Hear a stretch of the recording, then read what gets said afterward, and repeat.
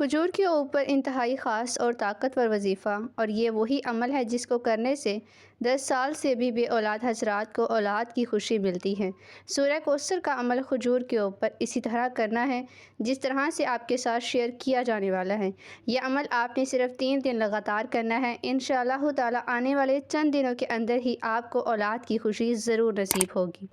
سورہ کوثر وہ سورہ ہے کہ جو اس کی تلاوت کرے قیامت کے دن اسے رسول کریم نور مجسم صلی اللہ علیہ وآلہ وسلم کے ساتھ حوض کوثر سے پانی پینے کی سعادت نصیب ہوگی۔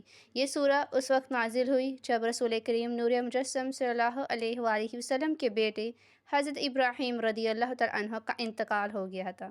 اس موقع پر کچھ مشرکین نے آپ صلی اللہ علیہ وآلہ وسلم کو ابتر یعنی کہ بے اولاد اور بے نام و نشان کہہ کے طعنہ زنی کی تھی۔ نعوذ باللہ، اس بات سے آپ صلی اللہ علیہ وآلہ وسلم کو بہت دکھ ہوا تھا۔ اسی وقت اللہ تعالیٰ کی پاک ذات نے سورہ کوثر کو نازل فرما کر آپ صلی اللہ علیہ وآلہ وسلم کو تسلی دی اور آپ نے دشمنوں کے بے نام و نشان کو قرار دے دیا۔ اس سورہ میں اللہ تعالیٰ نے آپ صلی اللہ علیہ وآلہ وسلم کو سورہ کوثر یعنی کہ کوثر عطا کرنے کی خوشخبری سنائی، جو جنت میں ایک نہر ہے اور ہر قسم کی خیر و برکت کی علامت بھی ہے۔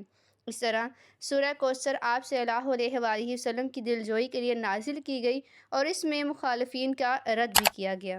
عمل کا طریقہ کار ملاحظہ کیجیے۔ عمل بتانے سے پہلے دعا ہے۔ جو لوگ بھی بے اولاد ہیں، اولاد کی خواہش رکھتے ہیں، اس عمل کی برکت سے ان کو اولاد کی خوشی اسی مہینے میں نصیب ہو جائے۔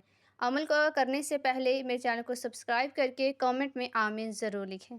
سب سے پہلے اس عمل کو کرنے سے پہلے آپ نے 3 کھجور لینی ہیں۔ کھجور اس لیے کیونکہ اسلام میں اس کو نہایت بابرکت اور مفید پھل مانا جاتا ہے، جس کی فضیلت قرآن و احادیث سے بھی ثابت ہو چکی ہے۔ کھجور میں فولک ایسڈ، آئرن، کیلشیم ہوتا ہے جو کہ آپ کے حمل کو مضبوط بناتا ہے، خون پیدا کرتا ہے اور آپ کی ہڈیوں کو بھی مضبوط رکھتا ہے، جو کہ آپ کے حمل کے لیے انتہائی ضروری ہے۔ اس سے آپ کے ہارمونز بھی بیلنس ہوتے ہیں، جو کہ بیبی کے لیے انتہائی اہم ہے۔ اس لیے آپ نے 3 کھجور لینی ہے۔ اس عمل کو آپ نے نماز فجر کے بعد کر لینا ہے۔ اگر آپ کسی وجہ سے نماز فجر کے بعد اس عمل کو نہ کر سکیں تو آپ نماز عشاء کے بعد بھی اس عمل کو کر سکتی ہیں۔ جیسے ہی آپ نماز فجر یا نماز عشاء ادا کریں تو اس کے بعد آپ نے جائے نماز پر بیٹھ کر اپنے سامنے 3 کھجور رکھ لینی ہیں۔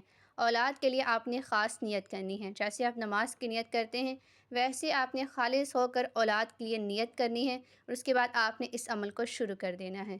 سب سے پہلے آپ نے تعوذ اور تسمیہ پڑھ لینی ہے، پھر آپ نے 3 بار درود شریف پڑھنا ہے، پھر 3 بار قرآن پاک کی سورہ کوثر جس کی فضیلت پہلے سے آپ کو بتائی جا چکی ہے۔ سورہ کوثر جو کہ آپ اسکرین پر دیکھ رہے ہیں، اس کو آپ نے 3 مرتبہ پڑھتے جانا ہے اور اس کے بعد آپ نے یہ دعا جو کہ آپ اسکرین پر دیکھ رہے ہیں، ربی ہب لی من الصالحین، ربی ہب لی من الصالحین، اس کو بھی آپ نے 3 مرتبہ پڑھتے جانا ہے۔ پھر آخر میں آپ نے پھر سے دوبارہ 3 مرتبہ درود پاک کو پڑھ لینا ہے۔ عمل کو کرنے کے بعد آپ نے سب سے پہلے اپنے گناہوں کی معافی کو طلب کرنا ہے۔ جیسے ہی آپ گناہوں کی معافی کو طلب کریں گے تو اس کے بعد آپ نے دل سے خشوع و خضوع کے ساتھ اولاد کے لیے دعا کرتے جانا ہے۔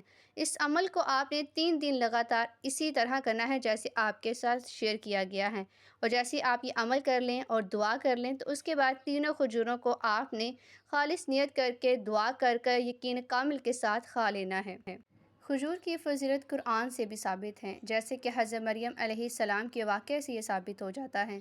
سورہ مریم میں اللہ تعالیٰ نے حضرت مریم علیہ السلام کو حکم دیا کہ جب وہ حضرت عیسیٰ علیہ السلام کی ولادت کے وقت تکلیف میں تھی تو کھجور کے تنے کو پکڑ کر ہلائیں گی، جس سے تازہ اور عمدہ کھجوریں گریں گی۔ اس واقعے سے یہ معلوم ہوتا ہے کہ حمل کی حالت میں کھجور کا کھانا فائدہ مند ہے، اس لیے اس عمل کو کامل یقین عقیدے کے ساتھ کریں اور دوسروں کو بھی صدقہ جاریہ سمجھ کر شیئر کریں۔